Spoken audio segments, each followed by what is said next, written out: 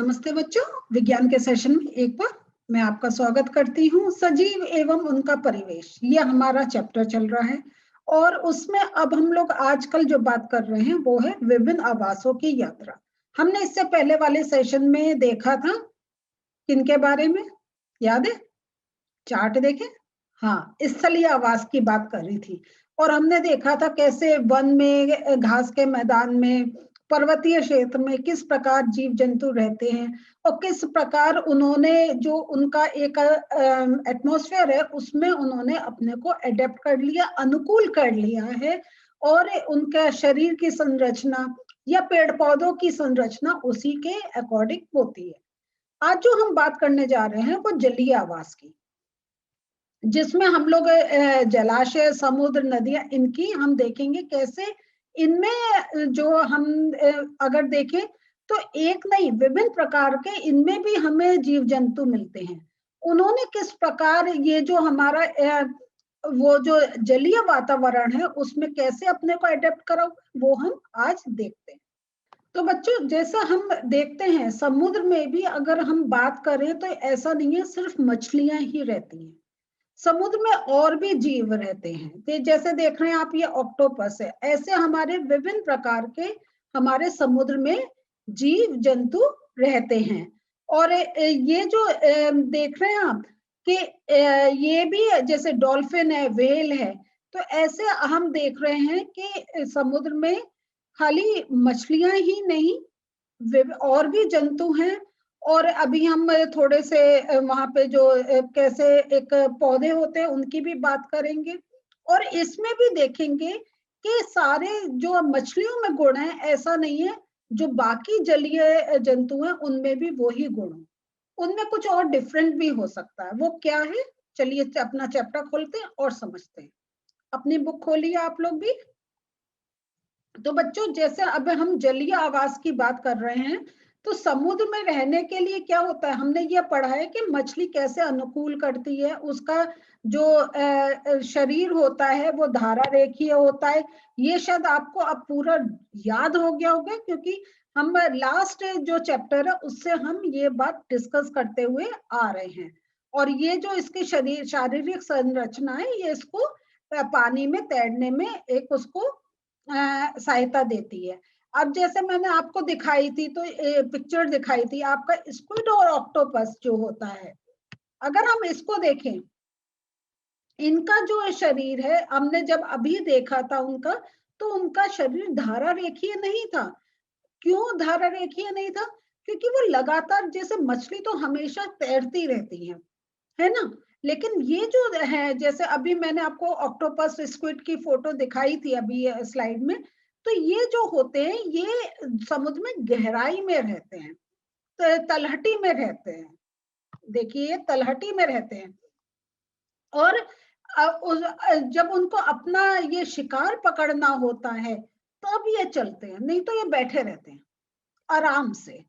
और जब उनको शिकार पकड़ने के लिए जब तैरना होता है, जब उनको चलना होता है, तब वो अपने शरीर का जो आकार होता है वो धारा रेखीय कर लेते हैं।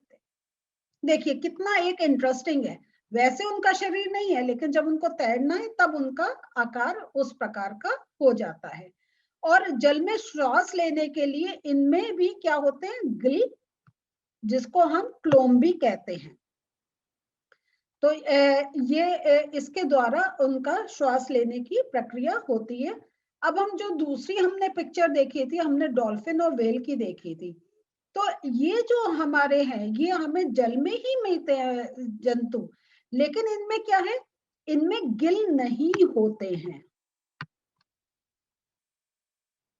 और ये फिर जीव हैं तो कैसे सांस लेते हैं, ये इनके सिर पर जो होता है वो छिद्र होते हैं जिनको हम नासा द्वार कहते हैं या हम वात छिद्र भी बोलते हैं इनको। इनके द्वारा ये श्वास लेते हैं और इनकी जो खासियत है ये बहुत समय तक, काफी लंबे समय तक ये बिना श्वास के जल में रह सकते हैं। और जब इन्हें श्वास लेनी होती है तो ये समुद्री सतह पर आते हैं, जल से बाहर निकलते हैं, श्वास से वो लेते हैं और स्वच्छ वायु को इस टाइप से वो अंदर भर के और फिर उसमें से ऑक्सीजन लेते हैं। तो इसका अर्थ है कि इनका शरीर में गिल्स नहीं है, तो ये जो जल में घुली हुई ऑक्सीजन है उसको लेने में असमर्थ है। ये जो हम जैसे प्राणी स्थलीय निवासी हवा से जो एक लेते हैं सांस, जो अपनी हवा अंदर लेते हैं और फिर ऑक्सीजन अपने अंदर लेते हैं, तो ये भी वो वाला ही प्रक्रिया करते हैं, लेकिन रहते जल में है। तो ये एक उनका इस प्रकार उन्होंने अपने को उसके साथ अपने जो एक जल का वातावरण है उसमें अपने को उन्होंने एडेप्ट कर लिया है। अब यहाँ पे ये इसलिए आप देखेंगे कि आपने अगर मूवीज में देखा होगा, या अगर आप कोई ऐसे बच्चे हैं जो समुद्र के किनारे रहते हैं, तो लोग अगर डॉल्फिन है आपकी उस पानी में, तो वो थोड़े थोड़े समय में आपको देखने का मौका जरूर मिलेगा, क्योंकि श्वास लेने के लिए वो बाहर आती ही आती है। कितना इंटरेस्टिंग है। अब हम तालाब और झील की बात करते हैं। इसमें क्या होता है, इसमें जो तालाब झील होते हैं इसमें हमने देखा पौधे खूब हमने देखे हैं। और ये जो पौधे जो हम तालाब इन सब में जो जलीय वातावरण में देखते हैं, वो भी एक विभिन्न प्रकार के होते हैं, उनके बारे में हम अब समझते हैं। ये देखिए, ये होते हैं। और इनमें से कुछ पौधों की जो ये जो जड़ें होती हैं ना, ये जलाशय की तलहटी की मिट्टी में स्थिर रहती हैं। और ये जो होता है लेकिन इसमें जो इनका हमने जो एक स्थलीय उसमें जो पौधे देखे थे, उसमें हमने क्या देखा था कि ये जो जड़ें हैं, ये खनिज लवण जल उसको ग्रहण करती हैं मिट्टी से, और फिर तने के सहारे से पौधे के विभिन्न भागों में पहुंचाती हैं। लेकिन जो जलीय पौधे की जो जड़ें होती हैं, ये बहुत छोटी होती हैं, और इनका सिर्फ कार्य यह होता है कि प्लांट को सपोर्ट देना, बस, और कुछ नहीं होता है। तो ये एक बस किसी तरह जो पौधा है वो जमा रहे, इनका वही कार्य होता है। और इन पौधों का जो तना होता है वो लंबा होता है। जो जलीय पौधे हैं इनका तना लंबा होता है, खोखला और हल्का। और तने की जो वृद्धि होती है ना, तो हमने जैसे स्थलीय पौधों में देखा है कि पेड़ जो जितने पेड़ होते हैं, कुछ तो हमने जैसे पढ़े थे छोटे होते हैं, कुछ बड़े होते हैं, तो उनका क्या होता है, आकार बढ़ता रहता है। हम घर में भी पौधे लगाते हैं, तने बढ़ते रहते हैं, और अगर हमें इतना बड़ा नहीं चाहिए होता हम कटिंग कर देते हैं। लेकिन जो जल में जो हमारे पौधे हैं, उनका जो तना होगा, वो जब सतह पर आ जाएगा, पानी की सतह पर आ जाएगा, उतनी ही वृद्धि करता है। ये भी एक खासियत है। और जो उसकी पत्तियां और फूल होते हैं जलीय पौधों के, वो जल की सतह पर प्लवन करते रहते हैं, वो जल की सतह पर रहते हैं। तो ये चीज एक हम लोगों ने देख ली। अब हम देखते हैं जो जलीय पौधे हैं। जब हम जलीय पौधे की बात कर रहे हैं, तो वो पूर्ण रूप से जल में डूबे रहते हैं। और ये जो ऐसे सभी पौधों के जो क्या होता है, जल में वृद्धि, और इनकी जल में ही वृद्धि होती है। ऐसा नहीं है कि वो कहीं और कुछ, जैसे हमने अभी डॉल्फिन का देखा, वो बाहर आके श्वास ले रहे हैं, तो ऐसा नहीं है। जलीय पौधे कहीं जमीन तक जा रहे हैं, वो वही पानी में ही जल में ही अपनी वृद्धि करते हैं। और इन जो ये जो जलीय पौधों की जो पत्तियां होती है, वो संकरी एवं पतले रिबन की तरह होती है। और दूसरी जो और एक खासियत है पत्तियों की, वो बहुत अधिक विभाजित होती है। और ये सब इसलिए है कि जो जल है वो उनको डैमेज नहीं कर पाए, वो उनको जल के जो प्रेशर आता है दबाव से वो टूट नहीं जाए। तो इसलिए उनकी जो पतली होती है कि, और बहुत उसमें विभाजन होता है कि जल उनके में से सीधे बहकर निकल जाए, उनको बिना किसी हानि क्षति पहुंचाए हुए। तो ये एक चीज हमने देखी कि किस प्रकार उनकी जल में जो पौधे होते हैं उनकी किस पत्तियां, उनकी जड़ें, उनका तना किस प्रकार का होता है। अब हम जीव की बात करते हैं। अब जैसे मेढक है, मेढक क्या होता है, ये हमें तालाब में मिलता है, और हम ये भी जानते हैं कि वो जमीन पर भी आता है। तो मेढक अगर हम कहते हैं एम्फीबियन है, कि वो जल में भी रहता है और जमीन पर भी रहता है। तो ये जो दोनों स्थलों पर रहता है, तो इसलिए उसके बॉडी का स्ट्रक्चर भी कुछ बहुत ही एक यूनिक है कि दोनों तरफ वो अडेप्ट कर लेता है। तो इसके जो पश्चपाद होते हैं वो लंबे एवं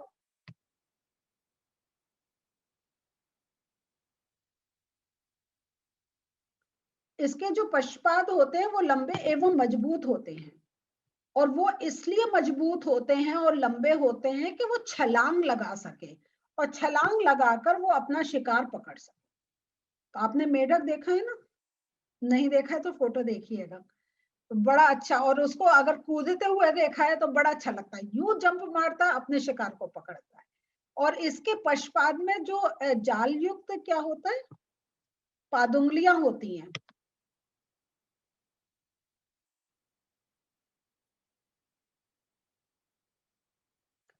इसके पश्चपाद जो पश्चपाद होते हैं उसमें जो उसकी उंगलियां होती हैं ना, उंगलियों में जाल सा होता है। और ये जो होता है, ये जो उनकी उंगलियां हैं, ये उसको तैरने में सहायता करती है। तो जमीन का उसको कूदने, उसकी टांगे लंबी हैं, वो कूदने में हेल्पफुल होती है, और पानी में तैरने के लिए उसकी उंगलियों में जाल सा बना होता है। तो और इस प्रकार हम देख रहे हैं कि जो जंतु जल में है, उसके अकॉर्डिंग उनका शारीरिक संरचनाएं, जो ये आपके पौधे हैं, वो उनका जो संरचना है वो भी जल के अकॉर्डिंग होती है। तो बच्चों, हम लोगों ने देखा कि कैसे जो विभिन्न जीव जंतु हैं, वो हमारा जैसा वातावरण होता है उसके अकॉर्डिंग उनमें एडेप्टेशन होता है, और वो जो जिस वातावरण में वो रहते हैं उससे उनको कोई भी हानि नहीं होती। तो जैसे पत्तियों का हमने देखा, जल में जो है वो महीन है, उनमें वो उनकी वो पतली हैं, और वो उनमें अगर देखें बहुत ज्यादा विभाजित है, जिससे पानी आराम से निकल सके, और उनके जो एक अगर उनका जो बॉडी है उस पर उनको कोई भी नुकसान नहीं हो सके। तो अब इसी के ऊपर मैंने थोड़े नोट्स बना रखे, उनको देखते हैं। तो बच्चे, जैसा हमने देखा था समुद्री जीवों में अनुकूलन की बात कर रहे थे, तो मछली का जो शरीर था वो धारा रेखीय होता है। स्क्विड और ऑक्टोपस का शरीर धारा रेखीय नहीं होता है, लेकिन तैरते समय वो धारा रेखीय कर लेते हैं। श्वास के लिए दोनों में गिल उपस्थित है। लेकिन जब हम डॉल्फिन और व्हेल की बात करते हैं तो उनमें गिल नहीं होते हैं, और वो वात छिद्रों द्वारा श्वास लेते हैं। तो जैसा आपको मैं पहले भी कहती हूँ कि ये जो हमारा है ये बहुत एक इम्पोर्टेंट पॉइंट्स होते हैं, और इनको अगर आप नोट करेंगे आपको बहुत एक इजी रहेगा अपने लर्निंग के लिए। फिर जब हम तालाब एवं ये झील में अनुकूलन की बात करते हैं, तो तालाब और झील में अनुकूलन की जब हम बात कर रहे हैं उसमें हम बात कर रहे हैं कि जो ये जो जलीय पौधे होते हैं इनकी जड़ें आकार में छोटी होती हैं, और उनका मुख्य कार्य होता है कि वो बस एक जो प्लांट है उसको सपोर्ट दे सके, वो जमा रहे एक जगह। और इसका तना क्या होता है, लंबा खोखला एवं हल्का होता है, क्योंकि भारी अगर होगा तो वो क्या होगा, डूब जाएगा, है ना? तो हमें हल्की चीज तैरती है, इसलिए इसका तना भी लंबा खोखला हल्का होता है, और पत्तियां तथा फूल जल की सतह पर प्लवन करते हैं। और कुछ पौधों की जो पत्तियां होती हैं वो संकरी, लंबी तथा बहुत अधिक विभाजित होती हैं, और ये इनका मेन कार्य यही होता है कि जल उनको कोई क्षति नहीं दे सके। और मेढक के जो पश्चपाद होते हैं वो लंबे तथा मजबूत होते हैं, और इसके कारण वो छलांग लगा सकता है। तो अगर मैं फिर से एक प्रश्न की बात करूं, तो मेढक में क्या अनुकूलन है कि वो शिकार पकड़ने के लिए, उसका शारीरिक किस प्रकार का अनुकूलन है कि वो शिकार पकड़ सके? तो उसके लिए आप ये देंगे कि उसके पश्चपाद लंबे होते हैं, मजबूत होते हैं, और छलांग लगाकर वो शिकार पकड़ सकता है। और उसका जलयुक्त पादुंगलियां तैरने में ये जाल युक्त है, सॉरी, आप बड़े आ की मात्रा लगा दीजिए, ठीक है।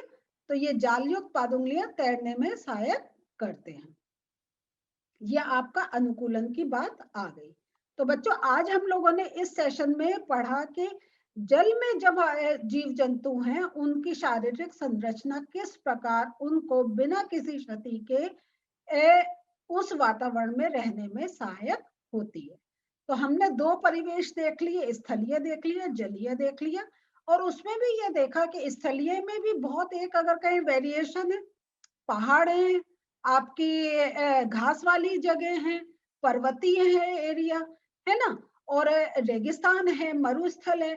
और इधर हमने जलीय में देखा कि समुद्र भी है, तालाब भी है, और हर में जीव जंतु हैं, पेड़ पौधे हैं, और सब हमें एक कहें, हमें एक वेरिएशन दे रहे हैं, हमें एक विभिन्नता देखने को मिल रही है। इसी कारण क्योंकि परिवेश में अलग अलग अगर हमारे सोर्सेस हैं, है ना, कहीं पानी है, कहीं हमारा जमीन है।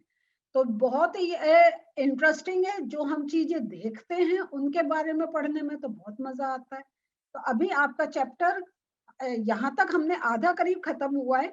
इसके आगे का भी पोर्शन है जो मैं आने वाले सेशंस में लूंगी। अगले सेशन में फिर मिलते हैं, बाय।